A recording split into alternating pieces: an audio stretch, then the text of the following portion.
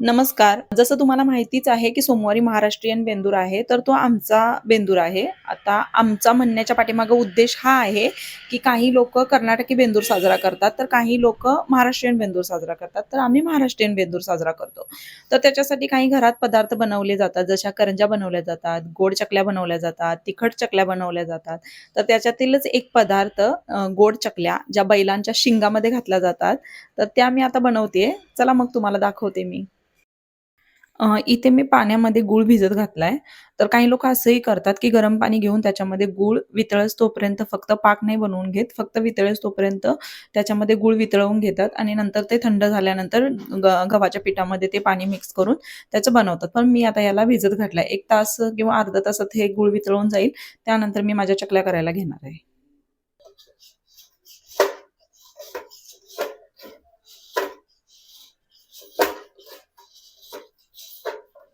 आपण आता हे भिजत ठेवलं होतं, तर आता आपण ह्याला स्पूनने हलवून बघूया हे गूळ ह्याच्यातला विरघळलाय की नाही. नाहीतर स्पूनने हलवून तो विरघळवून घ्यावा लागेल.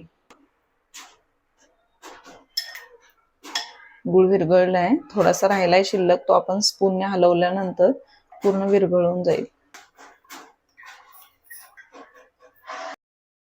इथे आपण आता त्यासाठी लागणारं जे पीठ आहे ते आपण आता मळून घेऊयात. आपल्याला जितक्या चकल्या करून घ्यायच्या आहेत आपण तितकं पीठ घ्यायचं. ह्याच्यामध्ये काही लोक बेसन पण ऍड करून घेतात, तर काही अशीच गव्हाच्या पिठाच्या फक्त करतात. मी आज फक्त गव्हाच्या पिठाच्या करणार आहे, मला बेसन ऍड नाही करायचं याच्यामध्ये. हे जे गुळाचं पाणी करून घेतलंय ते एकदम पूर्ण नाही होतायचं, थोडं थोडं करून आपण याच्यामध्ये मिक्स करत हे पीठ मळत जाणार आहे. आता ह्यापूर्वी ह्याच्यामध्ये बडीशेप, सुंठ आणि जायफळ खिसून ह्याच्यामध्ये आपण ऍड करणार आहोत. आता मी याच्यामध्ये सुंठ, वेलदोडे आणि बडीशेपची जी पावडर करून घेतली मी ती सगळी घालून घेते याच्यामध्ये. छान मिक्स करून घेते आता.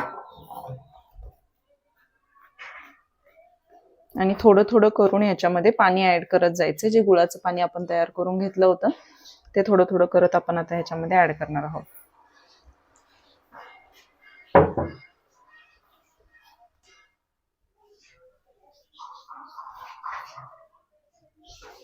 हे पीठ आपल्याला घट्टसर मळायचं एकदम.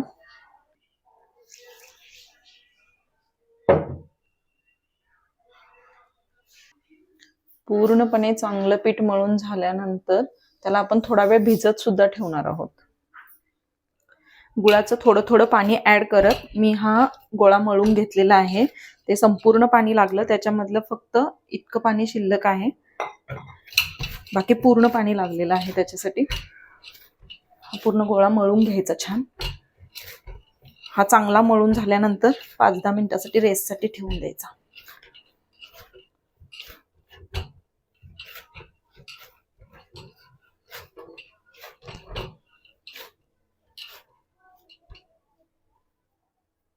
आणखी थोडा ह्याला मळावं लागणार आहे. समोर कॅमेरा आहे त्याच्यामुळे मी व्यवस्थित मळू शकत नाहीये. थोड्या वेळानंतर मी ह्याला चांगला हाताने दोन्ही हाताने छान मळून घेणार आहे आणि रेस्टसाठी 5 मिनिटासाठी ठेवून देणार आहे. ह्याला दोन्ही हाताने छान मळून घेतले, थोडंसं तेल लावून आणखी थोडा वेळ मळून घेतलं आणि आता फायनल मळून झाल्यानंतर त्याचा कलर चेंज होतो आणि ते असं दिसतं. हे पहा, आता मी याच्यावरती काहीतरी झाकून याला 5 मिनिटासाठी रेस्टला ठेवून देते.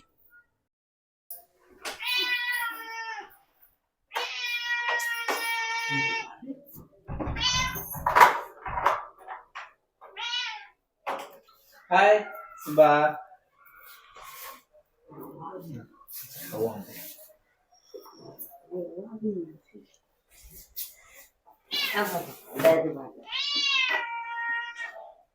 खाऊ कुठं आहे?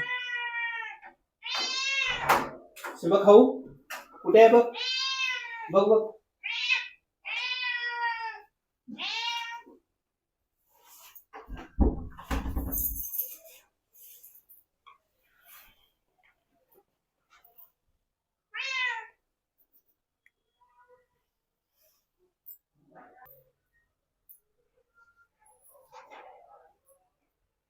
आता जस्टच हे आले, तर ह्यांच्यासाठी मी आता चहा ठेवते. पहिला बाहेर पाऊस आहे, पूर्ण भिजून आलेत ते. चहा ठेवून घेते आणि मग ह्या चकल्या करून घेते. आता सोबत स्वयंपाक पण करायचा आहे रात्रीचा.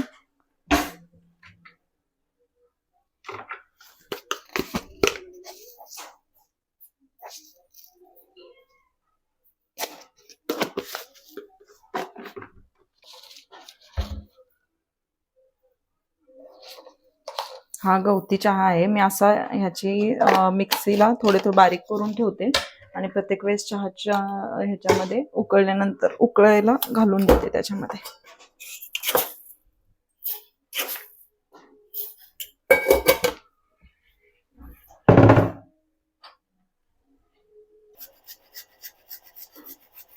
मस्त अद्रकवाला आणि गवती चहावाला चहा बनवून देते ह्यांना.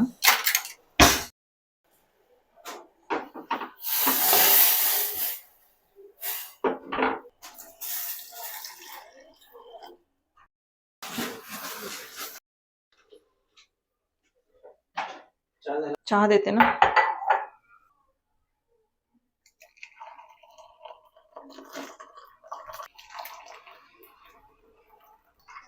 मग अशी तुम्ही ऐकलं असेल मी खड्डुगुळी म्हटले, कारण आमच्या इकडे याला खड्डुगुळी म्हणतात.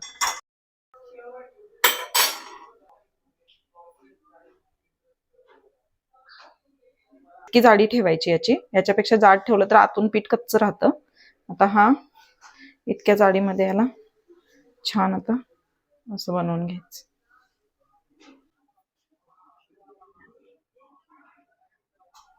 आणि ते छान चिकटवून द्यायचं.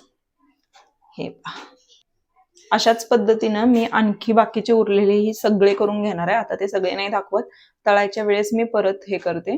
आता हे 6-7 करून घेते आणि एकत्रच तळून घेते.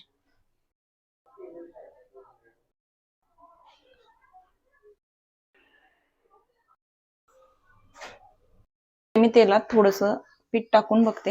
हा, तेल आपलं छान गरम झालंय. मीडियम गॅसवरती, जास्त गरम केलेल्या तेलामध्ये हे तळायचं नाही. मीडियम गॅस ठेवायचा. नॉर्मल गरम झालेल्या तेलामध्ये तळायचे म्हणजे मऊ राहतात. आणि जर कोणाला कडक आवडत असतील तर त्यांनी कडक तेलामध्ये तळायचं. जास्त कडक तेलामध्ये तळल्यानंतर वरून फक्त ब्राऊन होतात आणि आतून तसेच कच्चे राहतात.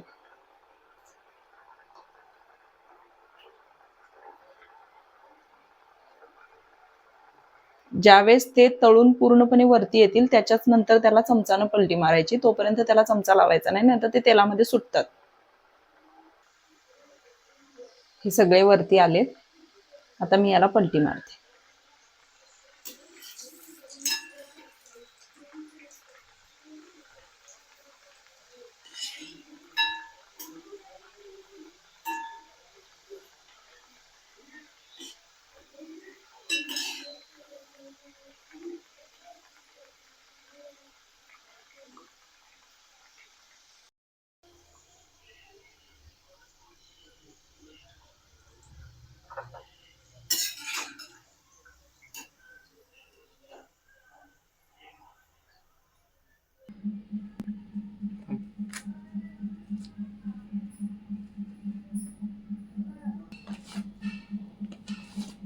ह्याचे रोजचे वेगळे उद्योग चालू आहेत.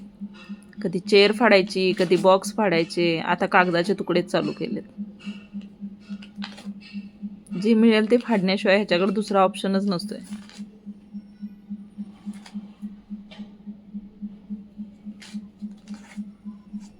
बारीक तुकडे कर एकदम. सिंबा, बाबी, पूर्ण बारीक तुकडे कर. भेटूया आपल्या नवीन व्हिडिओमध्ये. तोपर्यंत बाय बाय.